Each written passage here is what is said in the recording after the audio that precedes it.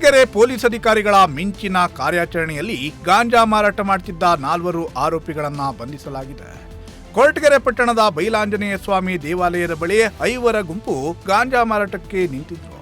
ಖಚಿತ ಮಾಹಿತಿ ಮೇರೆಗೆ ಸಬ್ ಇನ್ಸ್ಪೆಕ್ಟರ್ ಚೇತನ್ ಕುಮಾರ್ ಹಾಗೂ ತಂಡ ದಾಳಿ ಮಾಡಿತ್ತು.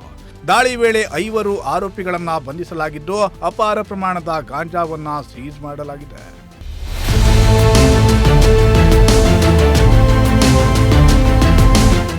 ಗಾಂಜಾ ವಿರುದ್ಧ ದಾಳಿಗೆ ಜಿಲ್ಲಾ ಪೊಲೀಸ್ ವರಿಷ್ಠಾಧಿಕಾರಿ ಅಶೋಕ್ ಅವರ ಅನುಮತಿ ಪಡೆದು ಕೊರಟಗೆರೆ ಸರ್ಕಲ್ ಇನ್ಸ್ಪೆಕ್ಟರ್ ಅನಿಲ್ ಆದೇಶದಂತೆ ದಾಳಿ ಮಾಡಲಾಗಿತ್ತು.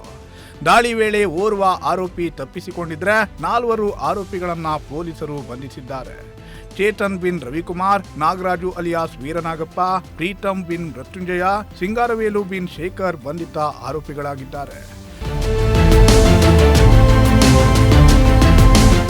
ಗಾಂಜಾ ಆರೋಪಿಗಳನ್ನ ಬಂಧಿಸುವಲ್ಲಿ ಯಶಸ್ವಿಯಾದ ಕೊರಟಗೆರೆ ಪೊಲೀಸ್ ಅಧಿಕಾರಿಗಳಿಗೆ ಅಭಿನಂದನೆಯನ್ನ ಸಲ್ಲಿಸಲಾಯಿತು.